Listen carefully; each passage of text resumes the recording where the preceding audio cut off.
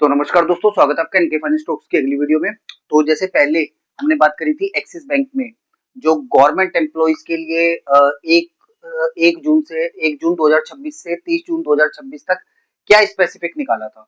तो आज भी हम बात करेंगे प्राइवेट सेक्टर के प्राइवेट सेक्टर में जो कस्टमर्स वर्किंग है या जो और गवर्नमेंट सेक्टर में वर्किंग है या एक्सिस स्टाफ है, उन कस्टमर्स के लिए एक्सिस बैंक ने 1 जून से 30 जून तक क्या निकाला है। तो आज हम बात करेंगे उस टॉपिक पे। ठीक है, अगर आपकी कंपनी सुपर कैटे कैटे या आप एक्सिस बैंक में वर्किंग हो, ठीक है, या एक्सिस बैंक में मतलब कि आप डीएसटी में हो या एक्सिस बैंक के आप स्टाफ ऑलरेडी स्टाफ हो, अगर आपकी कंपनी कैटे सुपर कैटे में आती है और आप अगर एक्सिस बैंक से 1 जून से लेके 30 जून तक की बात कर रहा हूँ ये मैं, अगर आप 15 लाख या 15 लाख से ऊपर का लोन अमाउंट लेते हो तो आपको रेट मिलेगा 9.99 का।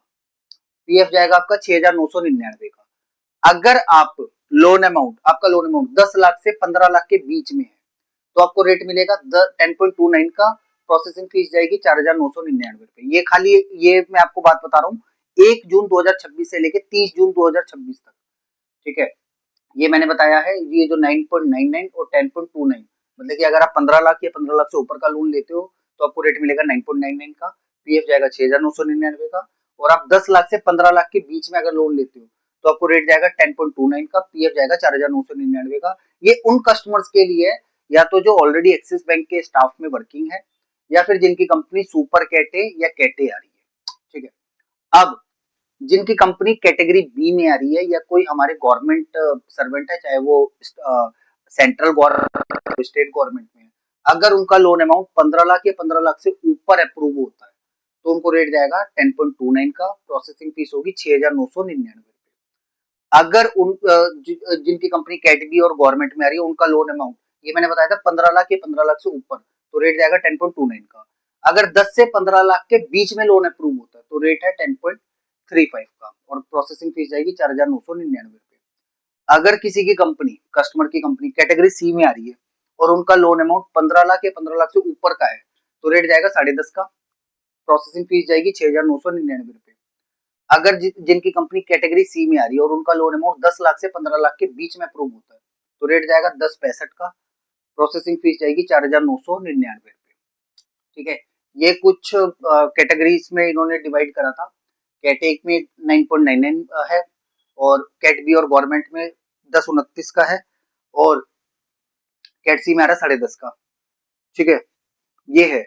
और मैं बता देता हूँ ये मिलेगा किनको, जिनकी सैलरी 50,000 रुपए से ऊपर होगी, जिनका सिविल स्कोर 740 या 740 से ऊपर होगा और इसमें इंटरनल टॉपअप नहीं होना चाहिए। ये सारा रेट वगैरह उनको मिलेगा जिनकी सैलरी पहली चीज 50,000 रुपए से ऊपर होनी चाहिए। दूसरी कंडीशन क्या है, 740 से सिविल स्कोर ऊपर होना चाहिए। 740 हो या 740 से ऊपर हो। अब सपोज करो कोई कस्टमर है जिसकी सैलरी 80,000 रुपए है, ठीक है, लोन अमाउंट हो गया 16 लाख का, अप्रूव कंपनी है कैटेगरी ए में, बस सिविल स्कोर 735 आ गया, 725 आ गया तो 9.99 का रेट नहीं मिलेगा, 50 पैसे बढ़ जाएंगे, वो रेट हो जाएगा 10.5 का।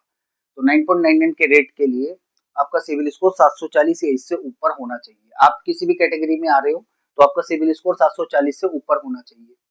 ठीक है, और इसमें इंटरनल टॉपअप नहीं होना चाहिए। अगर आपको जैसे सपोज करो मैं एक कस्टमर हूँ, मेरी सैलरी 1 लाख रुपए है, मेरा कोई एचडीएफसी से लोन चल रहा था, ठीक है, 15 लाख का। अब उसमें 10 लाख रुपए का बैलेंस बचा हुआ, मैंने सोचा उस 10 लाख को मैं बैलेंस ट्रांसफर करवा लेता हूँ, 5 लाख ऊपर कैश ले लेता हूँ। अब मैंने ले लिया 15 लाख का लोन एक्सिस बैंक से। ठीक है, तो मेरे को रेट मिल जाएगा 9.99। अगर उस कंडीशन में मेरी जो सिविल स्कोर है वो 710 का आया तो मेरे को 9.99 का रेट नहीं मिलेगा, मेरे को मिलेगा 10.5 का रेट। ठीक है, और अगर किसी कस्टमर का इंटरनल टॉपअप है तो ये रेट उनके लिए एप्लीकेबल नहीं है। बस ये फ्रेश लोन लेते हो या फिर आप बैलेंस ट्रांसफर करवाते हो तो ये उसी जगह पे ये रेट एप्लीकेबल होंगे। तो बेसिकली आज की वीडियो में इतना ही। अगर इससे संबंधित आपको कुछ भी कोई माइन्यूट्स है या कुछ समझ में नहीं आ रहा तो आप मेरे को डायरेक्टली कॉल कर सकते हो, मेरा नंबर आपको स्क्रीन पे दिख रहा होगा। ठीक है, और अगर किसी कस्टमर्स को ये नहीं पता कि उनकी कंपनी किस कैटेगरी में आ रही है तो आप मेरे से वो भी डिस्कस कर सकते हो।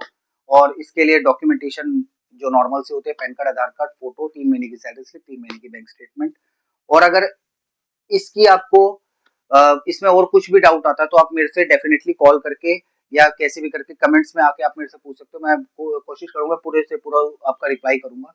तो बाकी बेसिकली आज की वीडियो में इतना ही। मिलते हैं दोस्तों अगली वीडियो में अगले टॉपिक पे।